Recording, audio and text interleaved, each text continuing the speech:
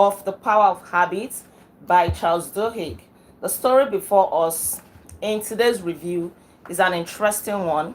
It is also one that has the power to transform your life, to transform your organization. Yes, even your family.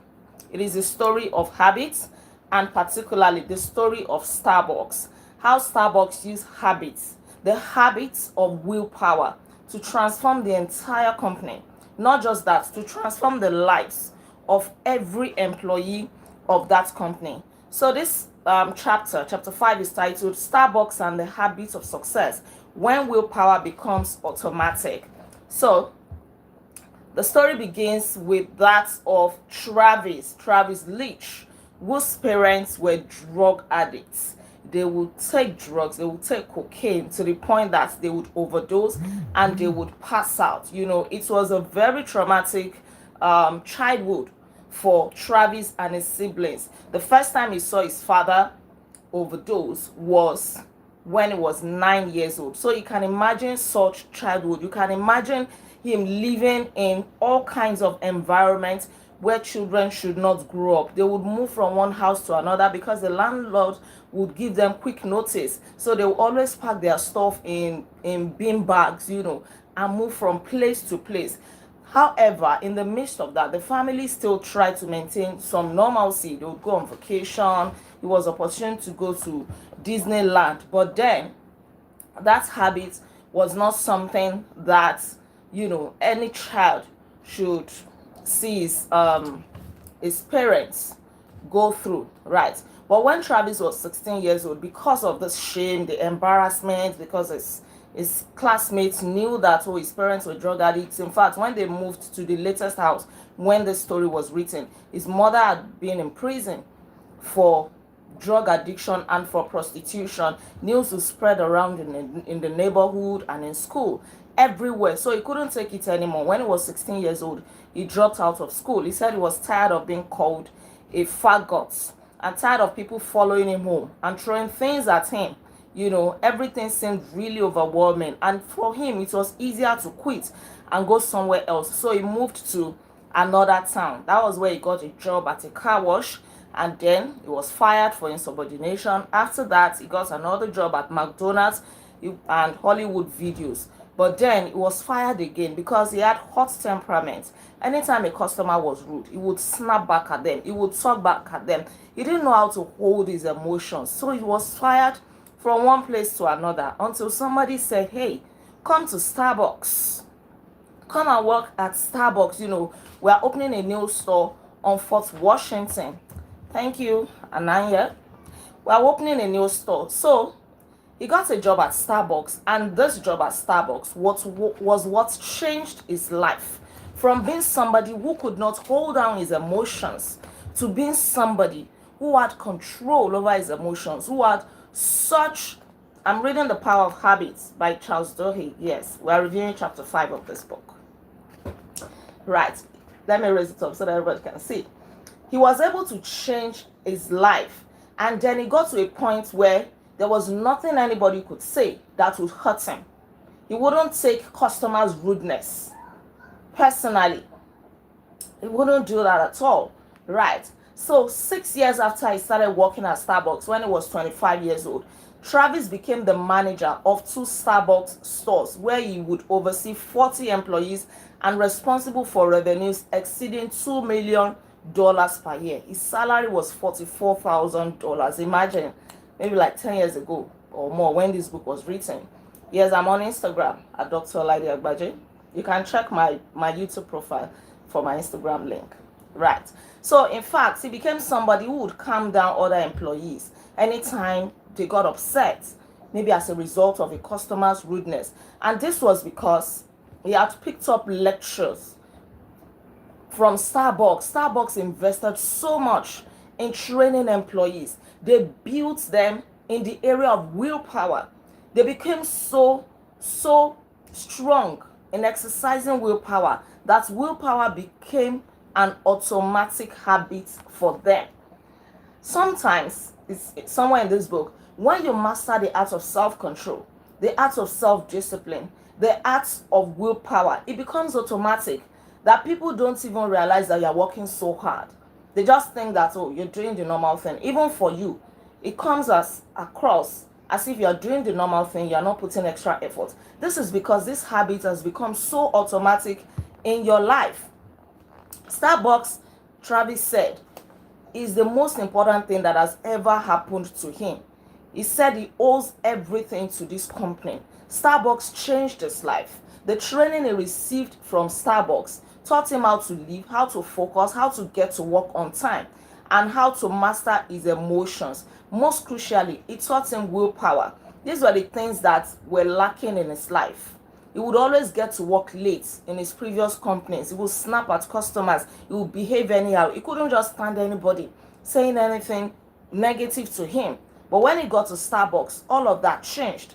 For Travis and 5,000 others at Starbucks, like a handful of other companies that succeeded in teaching the kind of life skills that schools, families, and communities would not teach.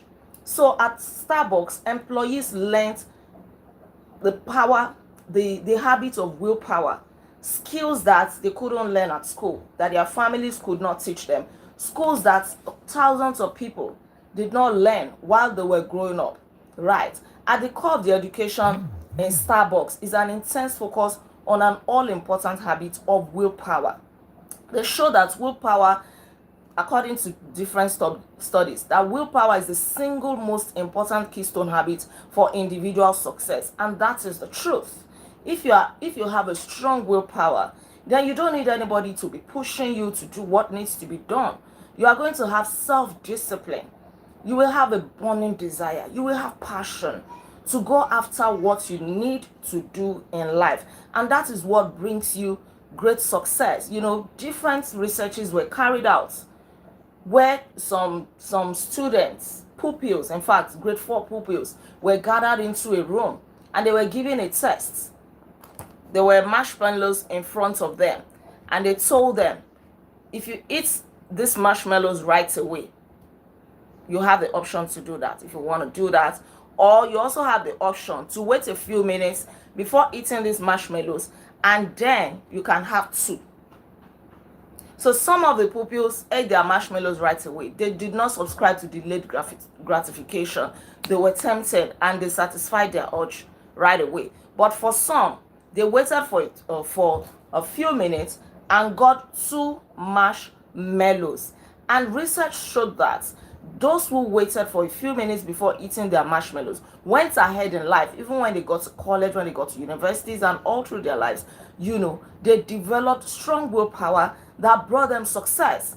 And this study also showed that beyond IQ, willpower is more important for success. You can be intelligent, you can be talented, but if you do not have the self-discipline to do what needs to be done without being told, if you do not have the willpower, you may not likely succeed. People who are not as talented as you are, but who have strong willpower, will succeed more than you.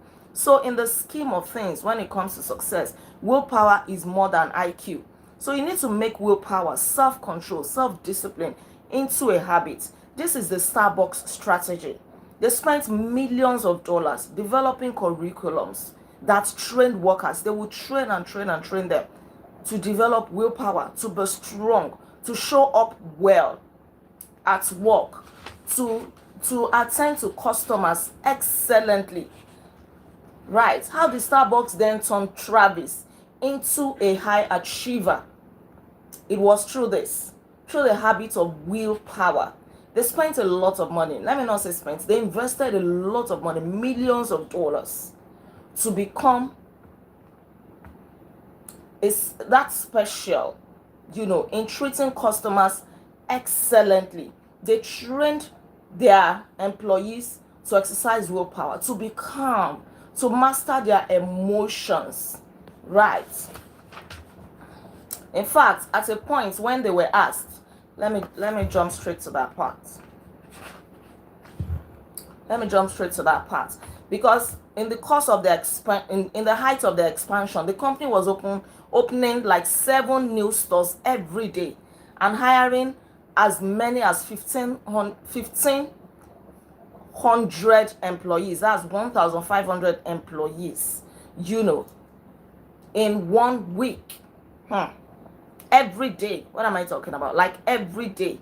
Okay, in 1 week, every week, right? They were opening like 7 new stores every day and hiring as many as 1,500 employees every week. They were training them to excel at customer service, to show up on time and not get angry at patrons, and serve everyone with a smile while remembering customers' orders and, if possible, their names. People expected an expensive, coffee. They thought that, okay, Starbucks coffee was special, it was different, but no, it wasn't their coffee that was special. It was their excellent customer service that made them special. When they were asked, what business they were into, they said, we are in the people business, serving coffee. Our entire business model is based on fantastic customer service. Without that, we are toast. So Starbucks said they are not in the business of selling coffee. They are in the people business, serving coffee.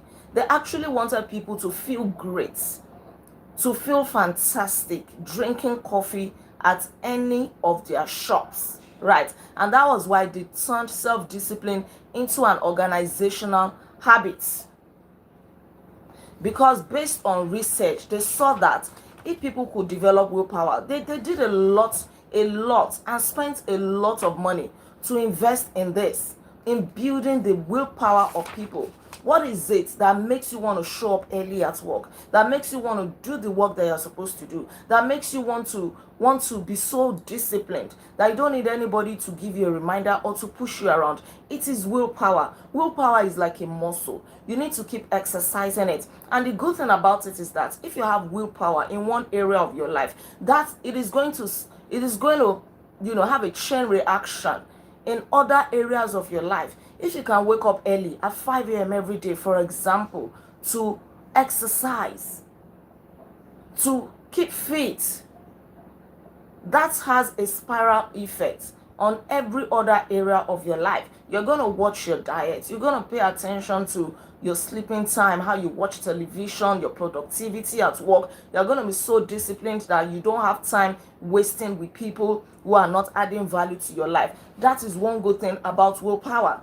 Starbucks was so determined to solve the problem that many companies overlooked. Many companies thought that they were in business to make money, to sell products, to offer services. But Starbucks said, no, we are in the people business. If we make people feel great, why should somebody come to our shop to drink a cup of coffee for $4? I'm sure this was years before. I don't know how much it costs now.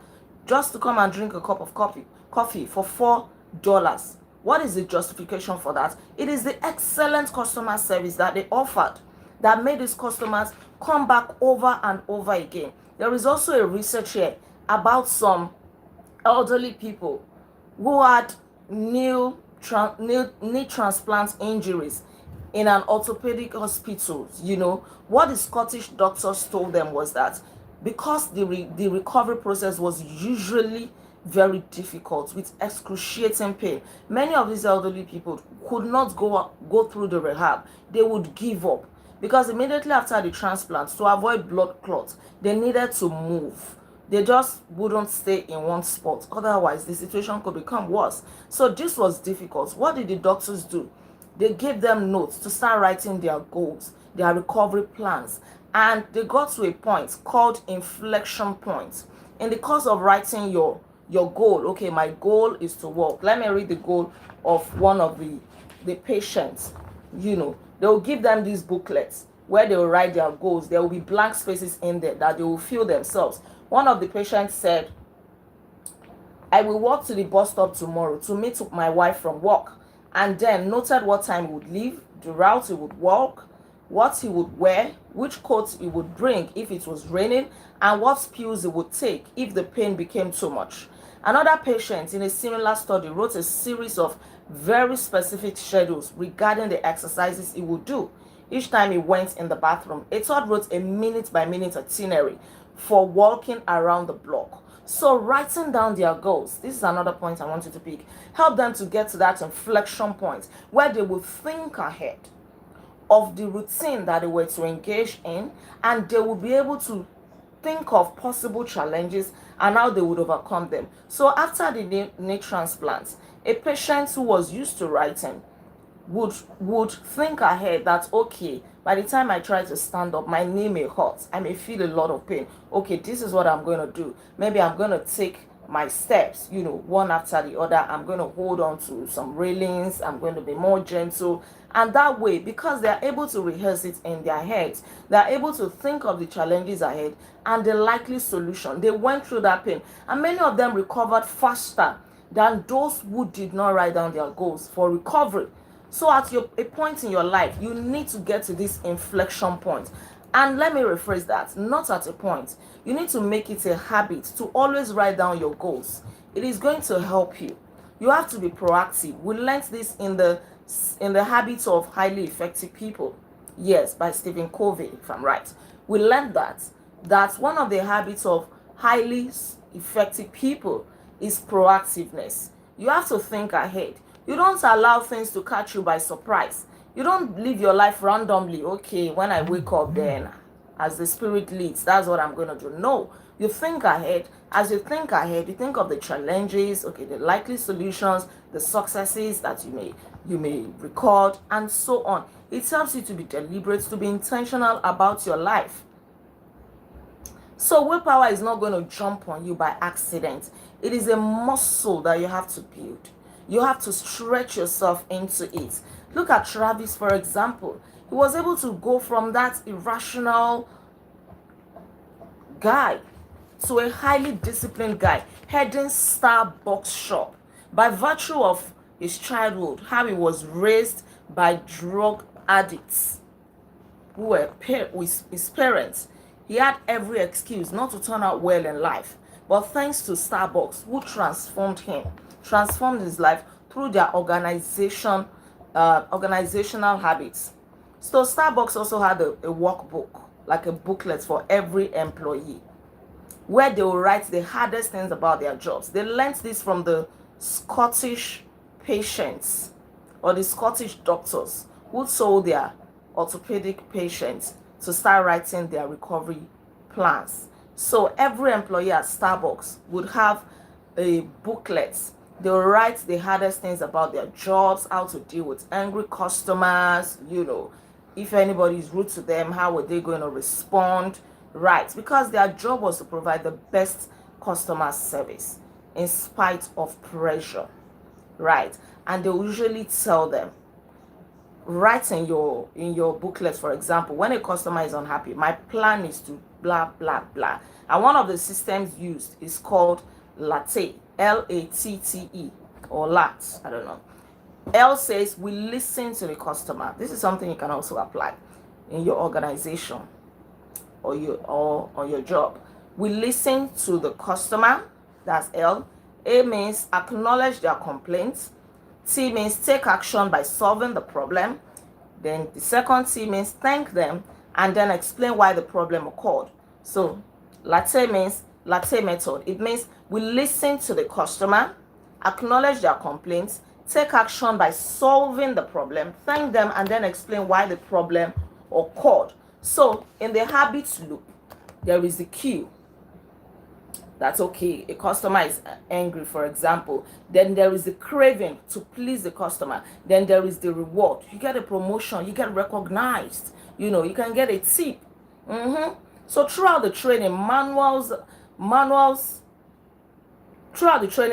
are dozens of blank pages where employees can write out plans and anticipate how they were going to surmount inflection points, the points of challenges, the points of difficulties, and they practice those plans again and again until they become automatic. So you can decide ahead how you are going to handle challenges. When you get to that inflection point, how are you going to do it? What are you going to do? It shouldn't catch you by surprise. You must really be intentional about your life. But then it is not a surprise that Starbucks gave Travis such an opportunity to grow, to overcome difficulty in his life. to become one of the best managers at Starbucks, because Howard Schultz, who was the man who built Starbucks into a colossus, was also not so different from Starbucks, from Travis in some ways. He also had a rough childhood. His father lost his job, his father lost his life, and he attended a very wild school. They will get into sports. So he built this toughness, this willpower that he must win. And thanks to his mother would always tell him, you don't quit. You do not quit. So even if it meant coming home with bloody scrapes on his elbows and knees, his mother would gently rinse them with wet clothes and say, in spite of all these bruises, you do not quit. You keep fighting, you keep pushing. And that's helped him. He had a very rough upbringing, just like Travis. And by the early 1980s, he was working for a plastic manufacturer when he noticed a little known retailer in Seattle was ordering an inordinate number of coffee drip cones. And then by 1987, within 3 years, there were 84 stores. Within 6 years, more than 1,000. This was because he later learned that they were going to sell this coffee company. He asked everybody that he knew for money. He gathered the money and he bought this company. And within 3 years, he turned it around. Turned Starbucks around. He bought Starbucks and turned it around. Let me read that part again. And within 3 years, there were 84 stores. Within 6 years, more than 1,000 stores. Today, there are over 17,000 stores in more than 50 countries. This book was written some years ago, so I'm sure they have more now. But why did schools turn out so different from all the other few kids on the playground? Because he refused to give up. Some of his old classmates became cops, became firefighters, got into normal jobs, normal employment. But in spite of his upbringing, he became a star. He became so successful. In fact, when he stepped down from the day-to-day operations of the company in the year 2000, things started to crumble. The executives did not carry on his vision. Customers started complaining. Employees became rude to customers. He had to come back again in 2008 to set the organizational habits straight, to put things in place again, and things started picking up again. So it was inbuilt. It was a habit that he determined was going to last in that organization. He would not allow anybody to turn it around into what he did not intend. Right. Today, the company is focused on giving employees a greater sense of authority. Instead of instructing them on what to do, they make them to participate. They give them a sense of belonging. They won't tell them, oh, pour the coffee this way, mix the coffee this way, serve the customer this way. They will discuss it. Managers and employees, no matter how low the employees are, will discuss, okay, they will spend hours. Okay, where should we put the blender? How should we pour the coffee? That way, everybody saw themselves as part of the company. They developed willpower because people like to be in control of their lives. Right. Customer satisfaction is always up. Starbucks has boosted revenues by more than $1.2 billion per year through this organizational habit of willpower. So the lesson here is that you need to develop a strong willpower. Identify the habits that can turn your life around. Just like we read yesterday in chapter 4, the habit of safety that the CEO of Alcoa put into place, and it transformed the entire company. It raised their profits. It made employees happy. It made investors happy. It made everybody happy. So willpower is very important. Why is it that you are able to start your exercise routine today, and 2 weeks after you have given up on it? You are watching TV. You are eating junks. You are not doing it again. Why is it that you decide that you're going to start reading books, and 4 weeks after you've given up on that habit? It is because your willpower is weak. If you want to be successful, you need to build a strong willpower. You don't wait until you feel like it. You push yourself into it. You force yourself to do it. That is how successful people become successful. Success is not accidental.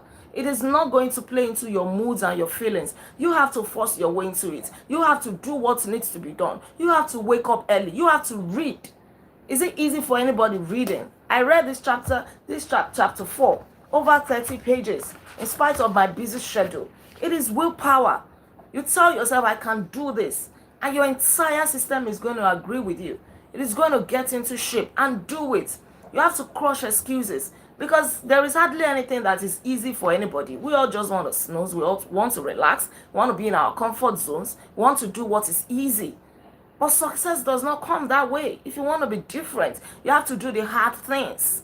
You have to build habits that last, that can withstand the test of time. That is how you grow in life. All right. Thank you so much for watching. Thank you for tuning in. Thank you for joining me on today's review. Please don't forget to like this video, share your comments with me, and please subscribe to this channel in case you are yet to subscribe. I remain Aladia Agbaje, also known as First Lady, and on this channel, I inspire you to live intentionally. Yes, I'll come your way again tomorrow as I review chapter 6 of this book, which is titled The Power of a Crisis: How Leaders Create Habits Through Accident and Design. All right, thank you so much. I'll see you tomorrow by God's grace. Until then, be intentional. Bye-bye. You are welcome.